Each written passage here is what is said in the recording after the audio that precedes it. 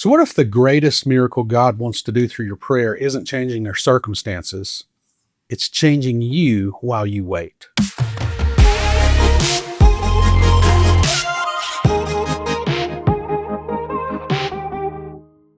So maybe you're like us and you found yourself in a time where you have prayed for months or weeks or days, or maybe it was a long time. You prayed for years and it seemed like God was silent and God just wasn't going to answer, or for whatever reason, nothing seemed to change. That's what today's episode of the God Made podcast is all about. You know, we like to get together and do these podcasts every week because we got to live this faith out. Our faith isn't just a Sunday kind of thing, because we know that what we do on Sundays doesn't change everything, but God changes us every single day. And so many times we're asking God for certain things in our prayer life, and we ask and we ask and we ask, and it seems like He's never going to answer the prayer. So if you ever found yourself there, that's what this is all about. So I guess to open the question here today, what is it that sometimes make people stop praying? What do you think, Kristi? Oh, I think we just give up. It's like God's not listening. I'm going to stop wasting my time. Yeah, we just start. Well, I'll speak for myself. I start to feel just dry. Like, God, you're not quenching this thirst within me, and I'm just tired. And I just give up, just quit, because I don't think God wants to answer this prayer for whatever reason it may be. But it's not like again, speaking for myself, and I think for most people, it's not like I quit all at once kind of thing. Right. It's a gradual, slow burn. He didn't answer. So today my prayer is going to be a little shorter. Tomorrow my prayer is not even going to happen. 2 days later, 3 days later, you end up a week down the road, and you're like, wow, I've not really prayed this week. A month down the road, I've barely prayed. And then before you know it, you're not having any sort of conversations with God. And at that point, you talk about getting spiritually dry. That is in the spiritual desert right there, when you're not having any conversations with God. So what are the hardest prayers that you think it is to keep praying and keep asking God for when He seems like He don't want to answer it? Like specific things? Yeah. If you have any specific things or types of things, like, I mean, I'll just throw one out there because we have done this, praying for healing for a loved one. And it doesn't happen. It's hard to keep praying it when you see your loved one suffering. Right. And declining. Yeah. Yeah. I don't know. For me personally, I think it's easier for me to give up if the prayer is about me and not someone else. Because, say it's for salvation for somebody. Yeah. Or like a prodigal child type thing. I think sometimes we love others more than we love ourselves. Hopefully we do. but just, you don't want to give up on them, but you can give up on yourself easier, at least my personal experience. Yeah.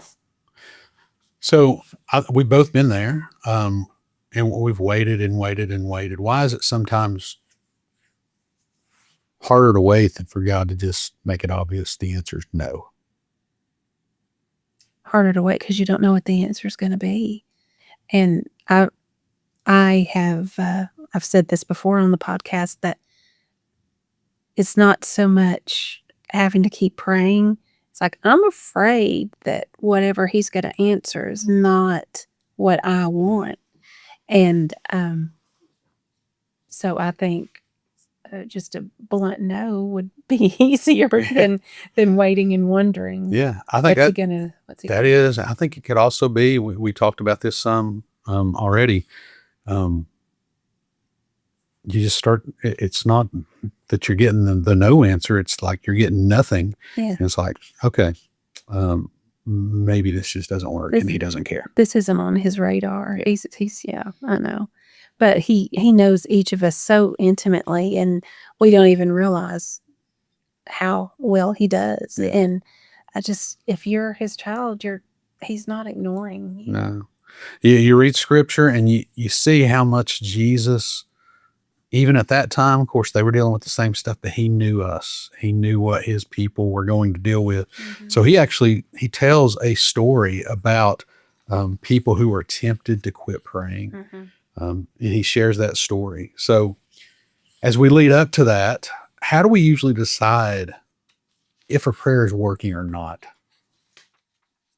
Is it just an explicit answer, or is it you can kind of feel a change? What do you think it is? How do you decide if God's even listening?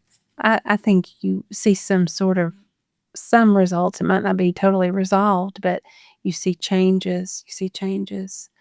Or something. It's kind of leading this way. Yeah. I mean, it just depends on the situation. So it's not like a flashing neon sign that says, yes, this is working. Yes, this is working. God's not usually as obvious. It's a little more subtle than that. I would like him to be. Yeah. So you think about, have you ever realized later that God was working in you before he worked around you and what was going on?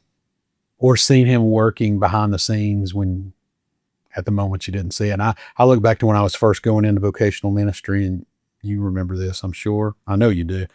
When I was actually offered a job at another church, and I thought God was answering the prayer. Opening the door. Now, that being said, for those who don't know, I was in video production before I got into full-time ministry. And the ministry job that opened up was working in video production, doing that for a large mega church in East Tennessee.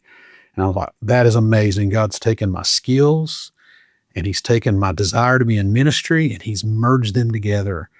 And I was so ready to go and answer that call. And they offered me the job and I was just like, this is it. Literally within 24 hours, I got another call and they rescinded the job offer without any explanation. Yeah. I have a hunch of why I know they rescinded the job offer. We won't get into that, but I know who got the job in the long run. And I kind of know the circumstances there. So I think I know why they rescinded the job offer, and it really had nothing to do with me personally. But at that point I was like, what in the world is going on, God? Yeah. When in reality, he was working all through behind the scenes, preparing me to step into a different ministry role, to actually be in a pastoral role rather than a behind the scenes kind of thing. And I remember, talking about using the skills that you had. You were like, this is perfect. Mm-hmm. Because anyone who knows you knows that you don't have the personality to, or didn't, to be a pastor. So it just made standing in front of people to this day terrifies me. I fake it every week. No, I do. I don't fake what I'm doing. Faking it's maybe the wrong word, but I cover the fear every week, because every time I walk up there to preach a sermon, even sitting down to do this podcast, this isn't as fearful because I can always delete and redo it. But when I'm up there preaching, before I go up, not once I'm up there, I kind of feel like God takes over. But before I go up there, there's always knots in my stomach. And you'll see me flipping through my notes, like, how am I going to start this? No, I don't want to say that. You've probably seen me make notes in my notebook before I even go up there. And had you not admitted that, and me just knowing that anyway, that blows my mind, because it doesn't seem that way whatsoever. Yeah. The fear is not obvious at all. Well, that's why they say fake it till you make it, right? So, but it was still working on that. God was using that, and knowing about that job, he was also protecting you, because that job ended up being at a place that you did not want to work. That's true. I found out more about that church, and it's not where I needed to be. Right. So what is that, seeing God work through that? What do you think that teaches us about God's wisdom? He is wise and I am not. Yeah. So what? And he is God and I'm not. And he knows better. He knows what's best for us. He does. And I don't know why we keep trying to fix it. Well, here's kind of the key thought as we jump into some application here. Prayer isn't simply where God changes circumstances. It's where he shapes your heart. Mm-hmm. And sometimes what you're praying for will change. That's true. Your Because- desires change yeah. because God changes your heart. Right. Well, let's read this story out of Luke chapter 18, beginning in verse 1. One day, Jesus told his disciples a story to show that they should always pray and never give up. There was a judge in a certain city, he said, who neither feared God nor cared about people.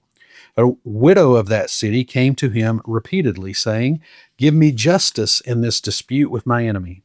The judge ignored her for a while, but finally he said to himself, "I don't fear God or care about people, but this woman is driving me crazy." That's kind of funny. It is. I'm going to see that she gets justice because she is wearing me out with her constant request. Then the Lord said, "Learn a lesson from this unjust judge. Even he rendered a just decision in the end, so don't you think God will surely give justice to his chosen people who cry out to him day and night? Will he keep putting them off? I tell you, he will grant justice to them quickly, but when the Son of Man returns, how many he will find on the earth who have faith." Luke starts this out as he's retelling this story that Jesus told, and he tells us exactly why Jesus told the parable. And it's this, they should always pray and never give up. Mm-hmm. Why did Jesus start there? Well, a lot of people don't listen to the end of the story. Because he knew we were going to give up. That's Yeah. why he started there. Yeah, he knew that, and so he was like, it was like a hook there at the beginning to listen to this. Yeah. So yeah, he just kind of nails everybody at that point. He's like, stop giving up. Just keep praying, keep coming to me. It may take a long time, but stop giving up. Right. So why did the widow in this story, it's going to this judge, why does she keep going back? Well, she was passionate about whatever it was. Yeah, she knew that what she was going to the judge for mattered. Yeah. I mean, at that point, she was seeking justice. She knew she was being wronged, and it was important. Yeah. And it mattered that justice would be served. Yeah. And So what did she do? She just kept showing up. Yeah, she refused to give up. Mm-hmm. Like a dog with a bone. Like a dog with a bone. That's East Tennessee for you right there. Hey, I didn't say Waller. Waller, yeah. She didn't know what the answer was going to be or when it was going to come, but she always showed up. Mm-hmm. How often does our prayer life reflect that? Right. We give up, even though Jesus told us not to. Yeah.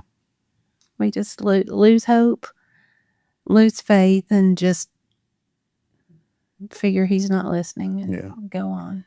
So you could easily read that story and hear, well, I just keep asking for God, asking. He's going to give me what I want.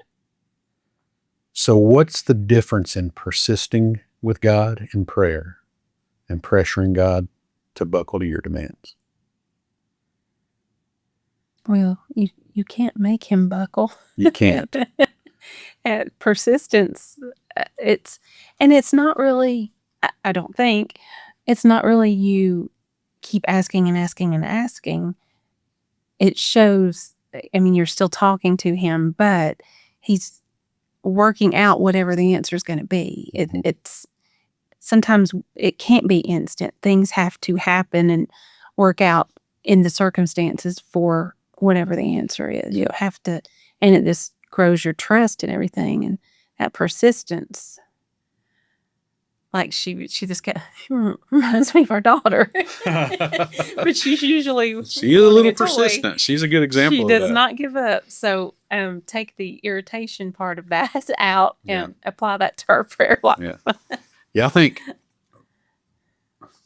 I do think there are people, and I think there are churches that teach this, and it's false theology that if you just keep up, God is going to give you what you ask for. But I think when Scripture says God is going to answer the prayer, he's going to give you what you ask for, he's going to give you the answer, but it doesn't mean it's going to be answered the way you want it to be answered. He does. Every single prayer we talk about, every prayer is answered, whether it's yes, no, or maybe later, it's always answered. But it's not always the answer you want. When you're persistent in prayer, it's not pressuring God, it's being faithful. It's kind of reminds us if you do it persistently daily, it reminds you, I'm depending on him to answer this prayer. It's nothing that I can do on my own. Right. You're going to the only one who can do anything, and you've just got to be okay with whatever his response is whenever it comes, because he knows the best. Yeah. So what does it change within us? If we are persistent in our prayer, how does that change us? Gives us patience. I don't like that one. Okay. It shows our dependence on him. Dependence and pay. It does give us patience. Yeah. Trust. Makes us trust him more. And it humbles us, because when we're honest and we can't do it on our own, then you got to be pretty humble to say, I need you. And whether it's God or anybody, you got to be humble to say to that, I need you. Right. So it helps to humble us. You. But sometimes the biggest answer to prayer isn't what you asked for. It's how he changes you in the process, the person you are becoming. That's what I found in that whole going into ministry thing, that God was changing me in the process. You'll remember, a little side story, when I realized God was calling me into ministry, specifically youth ministry, if you remember, my first thing was, awesome, as long as it's not middle school students. And what did he do? Middle school pastor. Yeah. So there you go. God has a way of doing things and changing you. And then I became a high school pastor later, and I realized, man, I love middle school ministry. I love the high school ministry too, but middle school ministry at that point, it was just, I don't know, it's just different.